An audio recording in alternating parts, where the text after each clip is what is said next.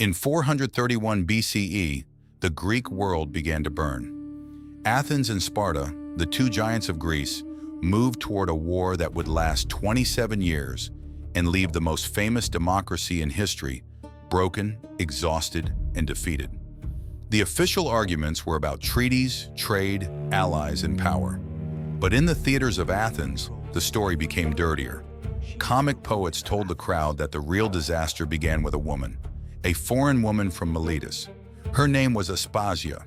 She had no vote. She held no office. She could not stand in the assembly and command a single citizen. And yet her enemies claimed she had reached into the mind of Pericles, the most powerful man in Athens, and bent the city toward war. They even joked that the conflict began because women connected to Aspasia had been stolen, and Pericles retaliated with a decree that pushed Greece toward catastrophe. It is an absurd story.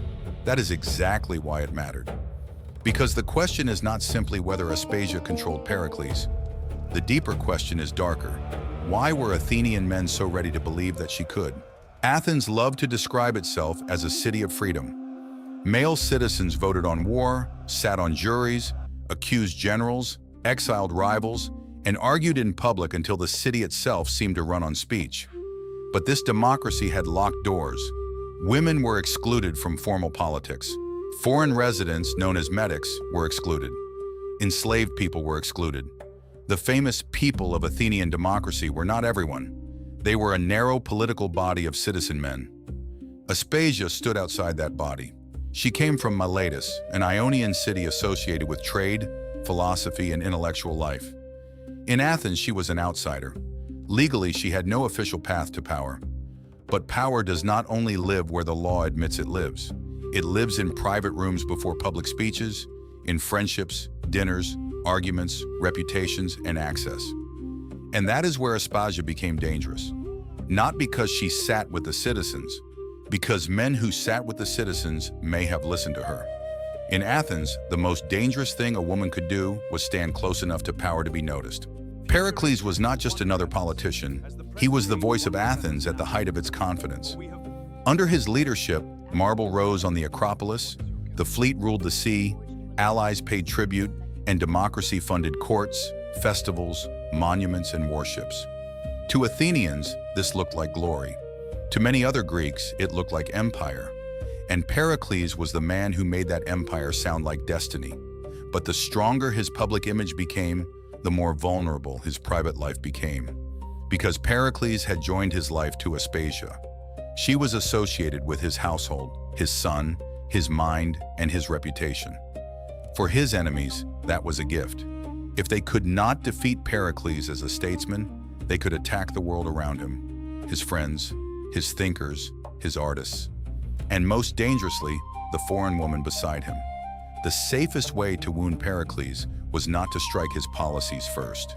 It was to strike his house. Years before the war, Pericles helped pass one of Athens' most consequential social laws, the citizenship law of 451 or 450 BCE. To be a citizen, a child needed both an Athenian father and an Athenian mother. Politically, the law protected the citizen body. Personally, it created a brutal irony. Because Aspasia was not Athenian. The woman beside Pericles stood outside the legal world he helped tighten. Their son, Pericles the Younger, could be treated as illegitimate in the eyes of the citizen body. The man who had defined Athenian belonging had created a law that turned against his own household. This mattered because Athens was not a place where private life stayed private. Family status, sexual reputation, and foreignness were political. And now Pericles' enemies did not need to invent a weakness from nothing. They could point to the contradiction already inside his home. The champion of Athenian citizenship loved a woman the law could not fully accept, and their child exposed the cost of the system he had helped build. Pericles wrote a law for Athens. Then Athens used that law to make his own family vulnerable. Athens had no newspapers. It had something more dangerous, the theater. Old comedy was not gentle entertainment, it was public violence with jokes attached. Politicians could be mocked by name. Private lives could be dragged in front of thousands. Policy could be reduced to sex, greed, cowardice, and humiliation. The comic poets were not neutral historians, but they understood something every political machine understands. A joke can travel faster than an argument. Aspasia was perfect material. She was foreign, intelligent, close to Pericles, and female in a world that insisted women had no political place. So comedy did what comedy often does in a crisis. It compressed fear into a face. If Pericles was too powerful, perhaps he was being manipulated. If Athens was too aggressive, perhaps he was obeying someone in bed. If empire had become dangerous, perhaps the real problem was not strategy, tribute, or Spartan fear. Perhaps the real problem was Aspasia. That was not history, it was political storytelling. And political storytelling can be more useful than truth. In Athens, comedy was not just laughter. It was licensed character assassination. The most explosive accusation came wrapped as a joke. In Aristophanes' comedy, Acarnanians, performed after the war had already begun, catastrophe is mocked as if it started with a petty sexual scandal. The joke runs like this. Some drunken Athenians stole a woman from Megara. In revenge, the Megarians seized two women connected to Aspasia. Then Pericles, enraged, passed the Megarian Decree, and the crisis spiraled into war. On stage, this was outrageous. It was supposed to be. Aristophanes was not filing a military report. He was mocking the way huge wars get explained through tiny insults, sexual gossip, and national humiliation. But that is exactly what makes the joke powerful. The Megarian Decree was real. Athens barred Megarians from markets and harbors across its empire. Sparta demanded that Athens revoke it. Pericles refused. But the story that Aspasia's stolen women caused the war was not a historical explanation. It was political pornography disguised as comedy. It turned imperial policy into bedroom scandal. It let the audience laugh at a simpler version of their own disaster. Not our empire frightened Greece. Not our leaders chose confrontation. Not our democracy voted for policies with consequences. Instead, a foreign woman did this. The stolen women were not the cause of the war. They were the story Athens preferred to the truth. Now strip away the theater. The real road to the Peloponnesian War was not a bedroom farce. It was a system under pressure. Athens had grown from city into naval empire. Its fleet dominated the Aegean. Its allies were increasingly treated like subjects. Tribute funded the democracy and the monuments that made Athens magnificent. Sparta watched all of this with growing alarm. To Thucydides, the hard core of the conflict was not Aspasia, not stolen women, not one scandal, and not one joke. It was the growth of Athenian power and the fear that growth inspired in Sparta. That explanation is colder, less viral, and less satisfying. But it is the one that actually explains why the Greek world broke apart. The Megarian Decree mattered because it was part of this larger confrontation. It showed Athens using economic pressure across an imperial network. It made Sparta's allies afraid and compromise harder. But no decree exists in a vacuum, and no world war begins because one woman is whispered about on a stage. The tragedy is that Athens knew how to analyze power. It simply preferred a scapegoat. Thucydides explains why the war began. The comic poets explain why Athenians could live with blaming someone else. As the pressure grew, Pericles' enemies did not only attack policy, they attacked proximity. The people around him became targets. Phidias, associated with the Acropolis, came under accusation.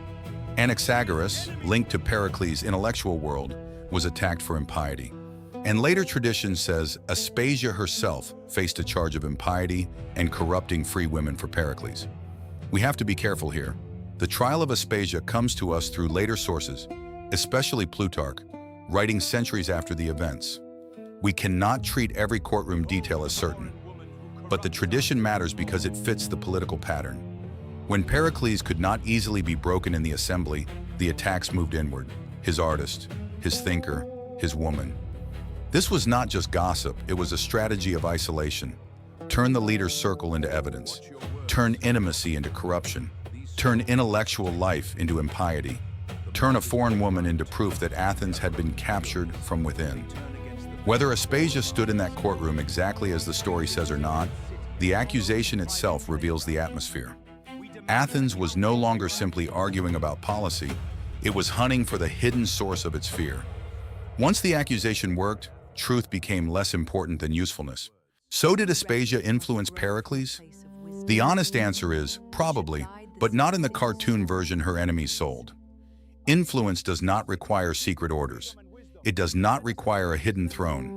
It does not require a woman whispering commands while a helpless statesman obeys. Influence can be quieter. A conversation that sharpens an argument, a criticism that changes a speech, a private intelligence that tests public confidence. Plato's Menexenus preserves a striking image of Aspasia as a teacher of rhetoric. The dialogue is ironic, not simple biography. But even as irony, it tells us something important. Aspasia's reputation was tied to speech, and in Athens, speech was not decoration. Speech moved juries, passed decrees, sent fleets to sea, saved men, destroyed rivals, and carried cities into war. If Aspasia was known as a woman of language, then her danger was not that she controlled Pericles like a puppet. Her danger was that she understood the same weapon he used: persuasion. In a democracy built on male speech, a foreign woman associated with rhetoric did not look merely impressive. She looked impossible. Athens did not call that intelligence. It called it manipulation. As war approached, Athens needed explanations. Why was Sparta threatening them? Why were allies restless? Why were markets closing? Why did the age of marble suddenly feel like an age of siege? The true answer was too large for a joke. Empire had consequences. Athens had grown powerful enough to terrify the Greek world. Its democracy at home was tied to domination abroad. Its confidence looked like arrogance. But societies under pressure rarely want complicated explanations. They want a face. Aspasia became that face. She had no office, so hidden power could be imagined. No citizenship, so foreign corruption could be alleged. She was close to Pericles, so policy could become pillow talk. She was intelligent, so intelligence could be renamed seduction. That is the heart of the story. We cannot prove Aspasia ruled Athens from the shadows, but we can see that many Athenians found the idea believable.